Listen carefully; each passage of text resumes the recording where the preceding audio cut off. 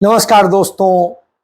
लगेगी आग तो आएंगे घर कई जद में, यहां पे सिर्फ हमारा मकान थोड़ी है।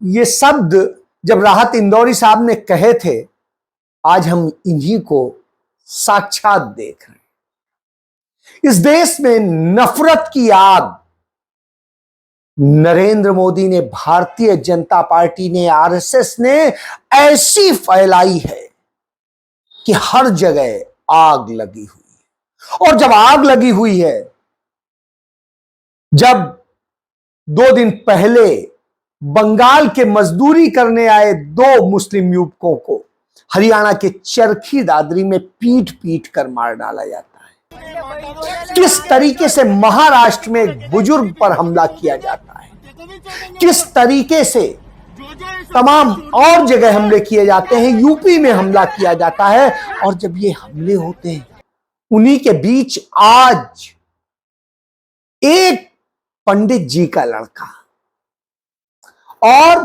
12वीं में पढ़ने वाले उस लड़के को गोली मारकर उन्हीं गौरक्षकों ने, कथित गौरक्षकों ने, जो भाजपा आरएसएस के गुंडे हैं, उन्होंने गोली मार के सरेआम मार दिया। और गोली नहीं मारी, 30 किलोमीटर तक उनका पीछा करके उनको गोली मारी है। यानी इतनी खुली छूट दे दी गई है।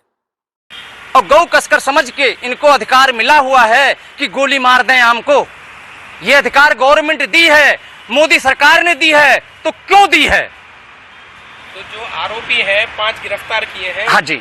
आपका बेटा आर्यन उनमें से किसी को जानता था? नहीं, किसी नहीं जानता जी। किसी को नहीं जानता? कि नहीं, हम पंडित हैं, हमें कोई मतलब ही नहीं, ना कोई हमारा झगड़ा लड़ाई।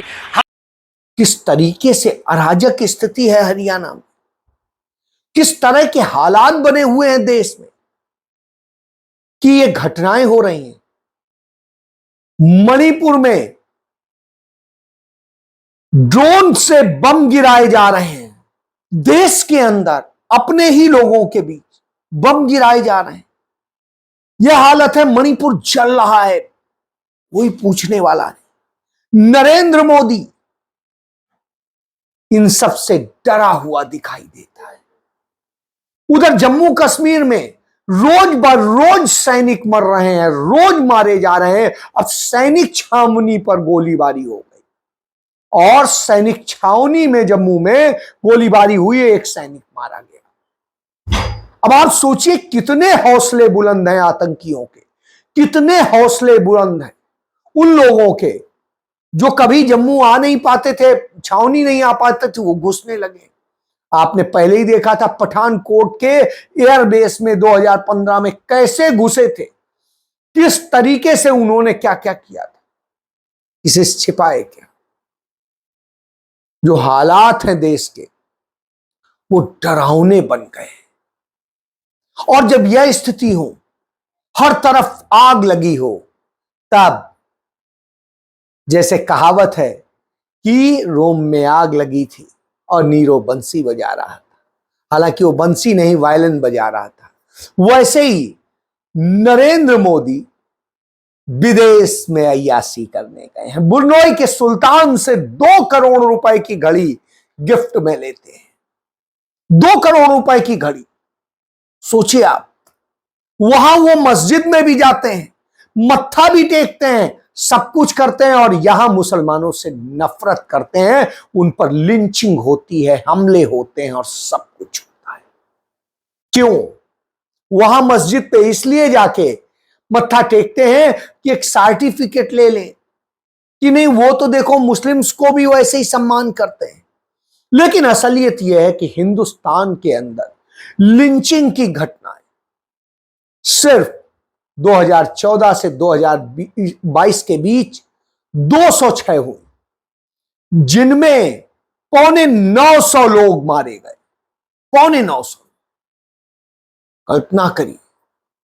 इसके अलावा जिस तरीके से हेट क्राइम हुआ है, ह्यूमन राइट वॉच ने पूरा जो वर्ल्ड रिपोर्ट 705 पेज की जारी की, उसमें कहा कि हिंदुस्तान में यानी भारत में इतने गंभीर हालात हैं, मानवाधिकार नाम की कोई चीज नहीं रह गई है।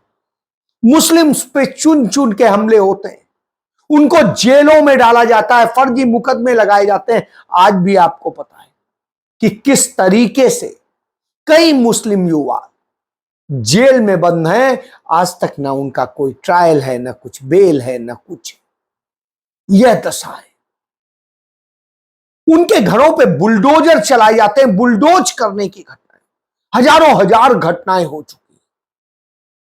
और यह सब जब हो रहा हो, तब उसी नफरत में हरियाणा के फरीदाबाद में दिल्ली से नरेंद्र मोदी के घर से, राष्ट्रपति भवन से चंद किलोमीटर की दूरी पर दौड़ा के गाड़ियों से और मार दिया जाता है उस बच्चे को जिसका कोई ऐसा कसूर नहीं। वो अपने दोस्तों के साथ बैठे कुछ खा रहा था, झूठी खबर फैलाई गई, वो गौमांस खा रहा है। जो लोग गौमांस खाते नहीं वो कैसे उसका स्वाद जान जाते हैं, ये नहीं समझ में आता है, और बगैर खाए ही जान जाते हैं। अद्भुत है। जबकि उसको जांचने के लिए लैब में टेस्ट करना पड़ता है, लेकिन वो ऐसे ही किसी को भी कह देंगे और मार देंगे। वो घटनाएं हो रही। ये वो लोग भी अब शिकार हो रहे हैं जो कहते थे मैं कट्टर हिंदू, मैं कट्टर सनातनी, अब हिंदू जाग चुका है। तो ऐसे ही पंडित जी का वह बेटा मारा गया, उसके दोस्त घायल हैं, बहुत सारी घटना। बहरहाल ये हो रहा है नरेंद्र मोदी का, जैसे मैंने बताया, जो कर रहे हैं। मणिपुर जाने की हिम्मत नहीं कर पा रहे, लेकिन वहां जाएंगे। 2 राज्यों के चुनाव हरियाणा के और जम्मू कश्मीर के चल रहे हैं।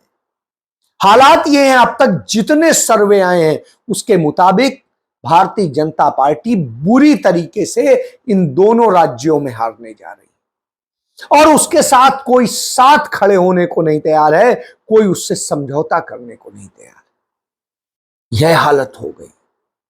इस स्थिति में गुलाम नबी आजाद जैसा व्यक्ति जो उनका गुलाम बना हुआ था, वो भी कहता है मैं बीमार हूं, बस चुपचाप अपने लेट गया, घर में घुस गया है। उसके लोग छोड़ के कांग्रेस में चले गए। यह स्थिति पूरे देश में आज आवाज उठ रही है, हो क्या रहा है। जम्मू कश्मीर में सर्वे आया, उसके मुताबिक जो कांग्रेस अलायंस है, यानी इंडिया अलायंस, वो इंडिया लेने जा रहा है 56 सीटें। सरकार बनाने के लिए चाहिए 46 सीटें।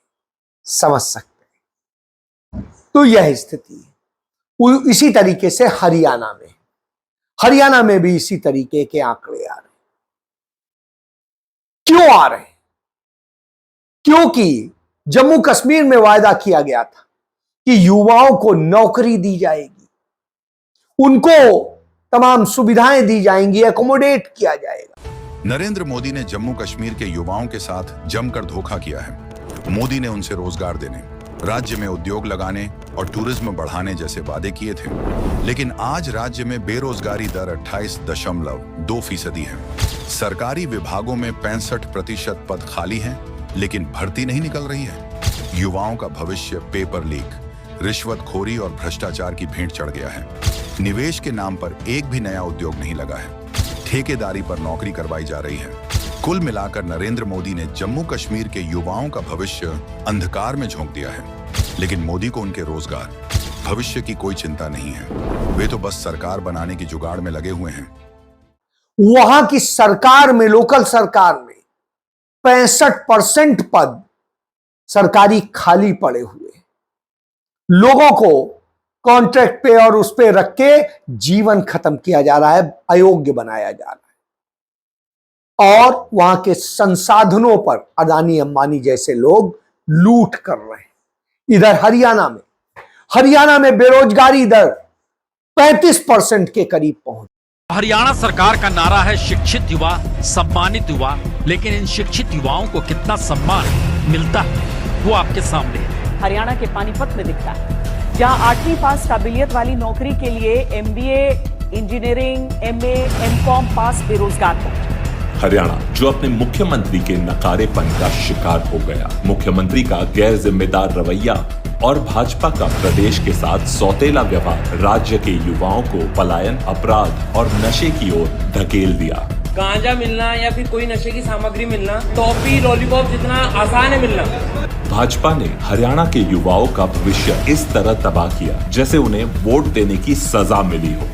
मनोहर लाल खट्टर ने लगभग 9 वर्षों तक मुख्यमंत्री की कुर्सी पर बैठकर कुछ नहीं किया और हरियाणा के युवाओं के भविष्य की खटिया खड़ी कर दी, जबकि घोषणावीर सिर्फ घोषणाएं करते रहे। भाजपा के 10 साल के शासन के बाद हरियाणा के युवाओं को सिर्फ जुमले ही मिले। नौकरी न मिलने के कारण युवाओं की शादियां भी नहीं हो रही है और न ही उनका परिवार बस पा रहा है। यहां जब नौकरी की बात आती है तो स्थिति यह है कि चपरासी की, सफाई कर्मी की जो पोस्ट है वो भी कॉन्ट्रैक्ट वाली, जो 15,000 रुपए महीने पे है, उस पे आवेदन करने वाले 46,000 लोग ऐसे होते हैं जो पोस्ट ग्रेजुएट होते हैं, पीएचडी होते हैं। अब आप सोचिए 15,000 की नौकरी के लिए सफाई कर्मी बनने को तैयार है। क्यों? क्योंकि बेरोजगारी है, रोजगार दिया ही नहीं। हर चीज तो बर्बाद करी, शिक्षा को बर्बाद किया, स्वास्थ्य को बर्बाद किया, जो है किसानी को बर्बाद किया, उद्योगों को बर्बाद किया है, वहां के जितने छोटे उद्योग हैं बर्बाद किया है, वहां के व्यापार को बर्बाद किया है, वहां के खेलों को, और सब कैसे विनेश फोगाट समेत तमाम लोगों के साथ अन्याय हुआ है, सब हरियाणा में हुआ। और जब इस हरियाणा में यह हो रहा हो तो आप समझ सकते हैं क्या हो। यही वजह है भारतीय जनता पार्टी के बड़े से बड़े नेता चुनाव लड़ने को तैयार नहीं। उनके प्रदेश अध्यक्ष ने कह दिया मैं तो चुनाव नहीं लड़ूंगा। एक समय में 2019 में देश में सबसे ज्यादा वोटों से जीतने वाले उन्हीं के करनाल के सांसद रहे संजय भाटिया कहते हैं मैं तो चुनाव नहीं लड़ूंगा। ऐसे ही इतने सारे लोग घबराए हुए हैं चुनाव लड़ने से। कांग्रेस से टिकट पाने के लिए होड़ मची हुई, बिल्कुल झगड़ा है, लड़ाई है। तो आप समझिए, उधर आप देखिए जम्मू कश्मीर में भी यही हालत है और वहां पर भी उसी तरीके से माहौल है। यही वजह है कि नरेंद्र मोदी दोनों जगह जाने से डर रहे हैं और बुरनोई में जाकर मस्जिद में मत्था टेक रहे हैं। तो आप समझिए, अभी गए थे महाराष्ट्र, वहां भी कह रहे थे चरणों में मैं नमन करके माफी मांगता, तो चरण पकड़ के माफी मांगने लगे। तो आप समझिए यह स्थिति है। उधर भारतीय जनता पार्टी आरएसएस के पास अब कुछ रह नहीं गया है, तो उसने नफरत की पूरी बाजार लगा दी है। नए नए प्रोडक्ट आ गए हैं और नफरत करने, लिंचिंग करने, हमले करने, यही सब हो रहा है। इसी को लेके भारत पूरी दुनिया में शर्मसार हो रहा है। सुप्रीम कोर्ट को कहना पड़ रहा है ये बुलडोजर चुनिंदा लोगों पर ही क्यों चल रहे हैं। तो आप समझ सकते हैं कि अब भारतीय जनता पार्टी की क्या हालत हो गई है। आज जब राहुल गांधी सुनवाई कर रहे थे कि कैसे कैसे किसको टिकट दी जाए, तो हरियाणा से इतने नाम आए थे कि तय करना मुश्किल हो रहा है। समझिए, तो नरेंद्र मोदी क्या कर रहे हैं? नरेंद्र मोदी आपको नफरत में, दूसरी समस्याओं में ढकेल के अपने लोगों को लाभ दे रहे हैं। अडानी अंबानी के लिए काम कर रहे हैं, वो उन पूंजीपतियों के लिए काम कर रहे हैं कि 185 वो अरबपति, उनकी नरेंद्र मोदी ने 1 लाख करोड़ से अधिक की रकम बढ़ा दी अपने साथ, इतना बढ़ोतरी दे दी, 1 लाख करोड़, आप सोच नहीं सकते। और उसके बाद देखिए दूसरी तरफ माधवी बुच जैसे लोगों को लाके रखा है जो भ्रष्टाचार के चरम पर है। नौकरी करती हैं एक जगह, सैलरी लेती हैं 3 जगह से, और वो तीनों जगह कंपनियां हैं जिनको लाभ दिया जाता है सेबी के जरिए, क्योंकि सारी कंपनियां सेबी से गवर्न। और हालत यह है, जब शोर मचता है, कांग्रेस इसको लेके बताती है तो कहते हैं ये तो उनकी पेंशन का पैसा था जो दिया गया। क्या कभी पेंशन सैलरी से भी ज्यादा हो सकती है? कभी नहीं होती है।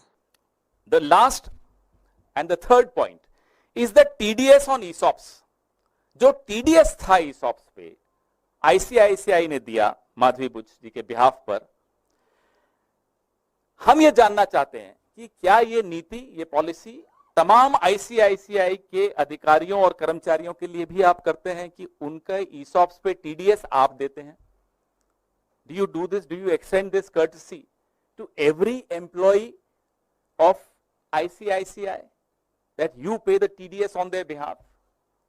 एंड ये जो टीडीएस आपने दिया, जो अमाउंट है उस टीडीएस का आपने पे कर दिया माधवी जी के बिहाफ पर, तो क्या वो माधवी बुच जी की इनकम में माना नहीं जाएगा? हम और आप इनकम टैक्स देते हैं, हम सब थोड़ा बहुत समझते हैं इनकम टैक्स को,